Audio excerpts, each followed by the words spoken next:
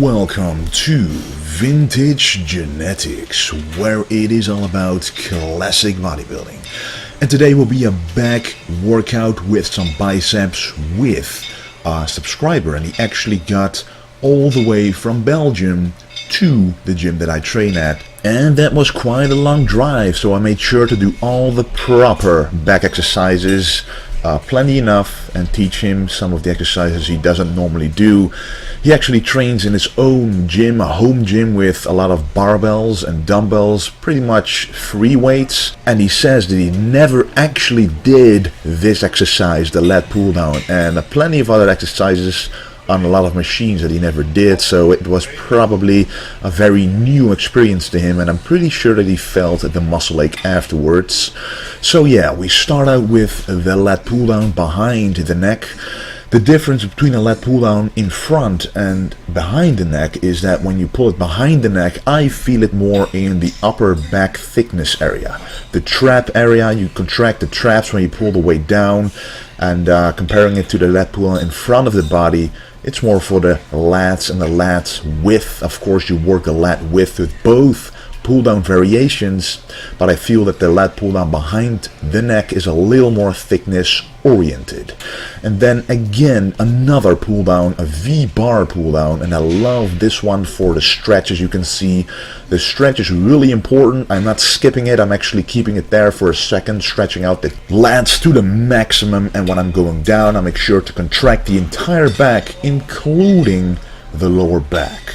So what you want to do is go all the way up, feel the stretch in the sides of your back, so your lats, and when you pull it down, you want to feel your entire back contracting, including your lower back. So don't pull that V-bar too close to your upper chest, but actually pull a little lower so that you feel your entire back contracting.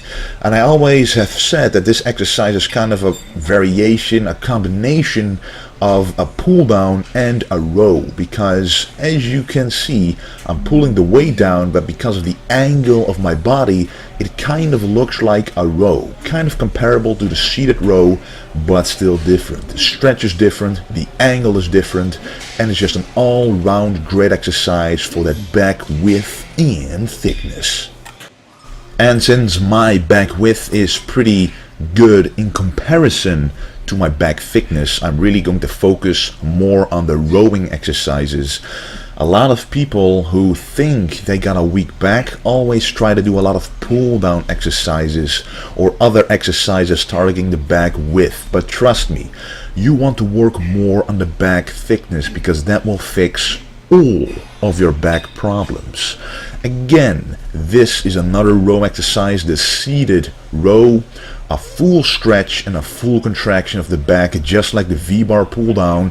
And as is often said, bodybuilding is all about hitting the muscle with different angles. So this, it actually really looks like the V-bar pull down in the way that I like to perform this exercise. Fully stretch the lats and fully contract the lower back, really focusing on the entire back, more the thickness than the width.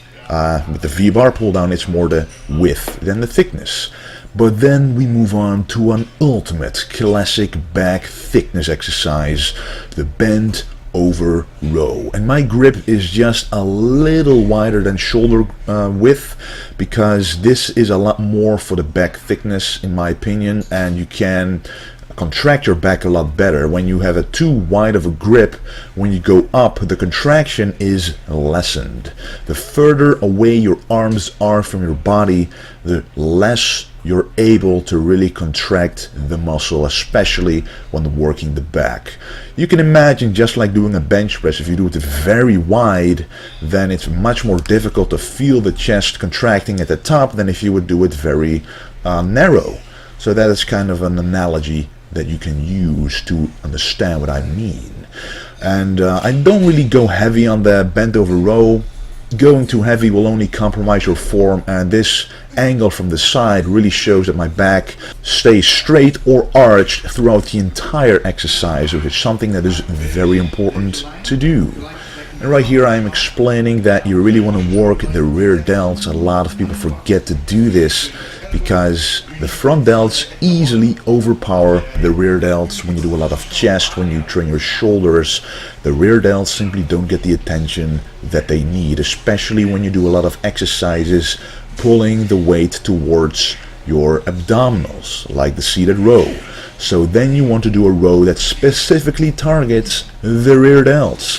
Who doesn't want a full, round, fully engorged, blooded engorged shoulder? The rear delt is, in my opinion, the most important aspect that you want to work on in respect of getting a round 3D shoulder. You can have very big front delts, but if your rear delts are lacking in a lot of poses, or just in general, your shoulders will look less impressive and less 3D. A lot of you guys know the side chest by Arnold Schwarzenegger.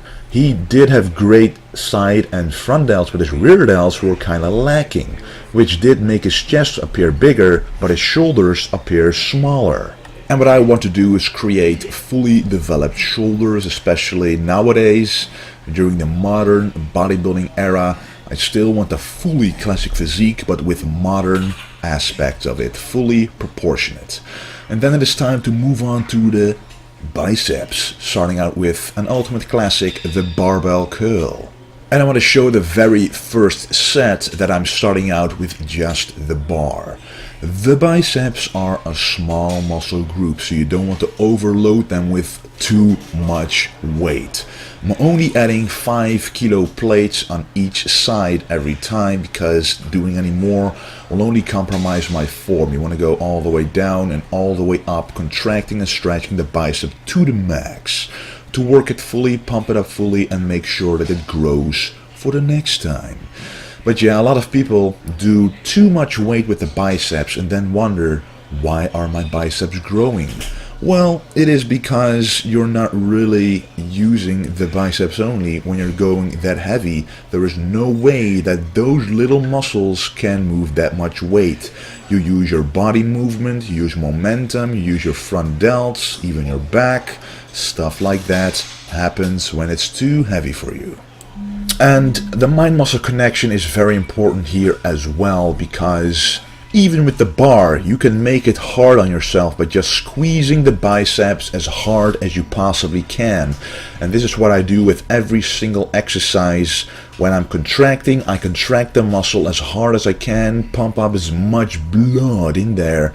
And with the stretch, I make sure that I feel the muscle fibers tearing apart to make sure I get maximum growth. And then the next exercise is the hammer rope curls. I want to work on the brachialis of my arms, which is the bicep part under the two bicep heads that actually makes your arm look wider from the front. That to me is kind of a weak point.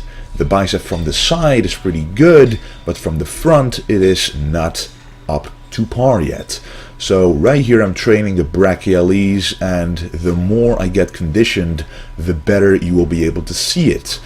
It really is one of those muscles that when you get lean enough and you see it, you know that you're on the right path to being conditioned for a show.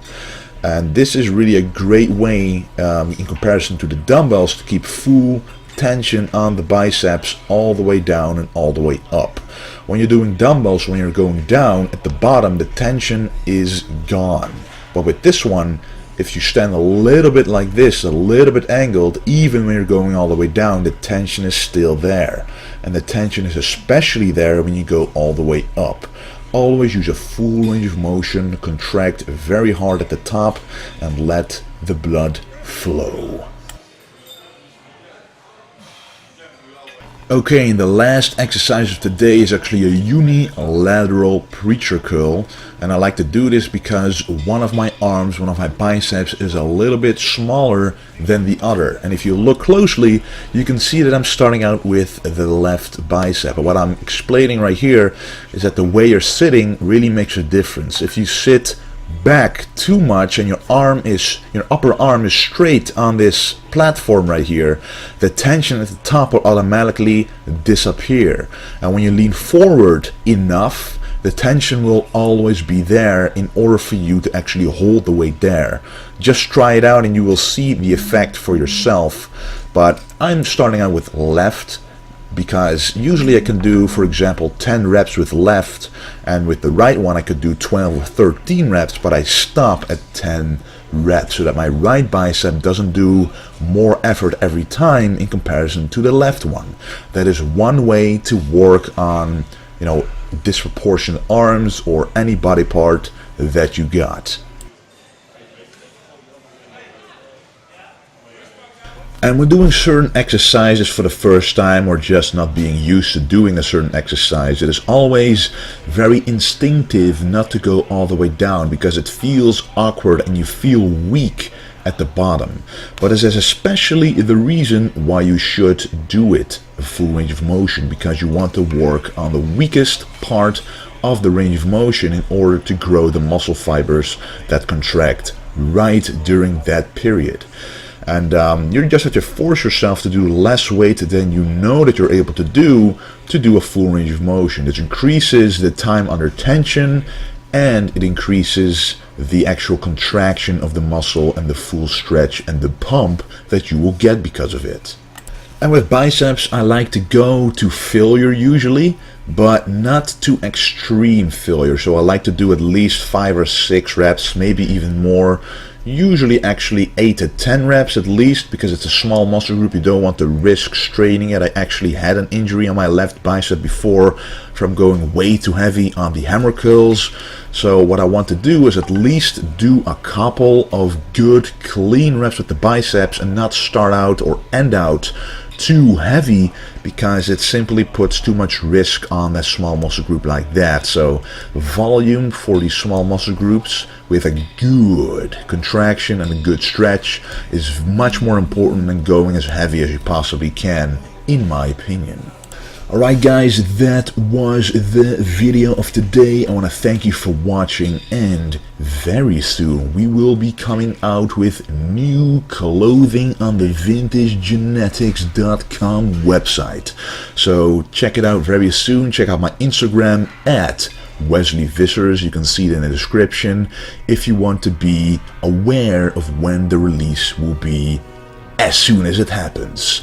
So check it out. Thanks for watching, and don't forget to stay golden.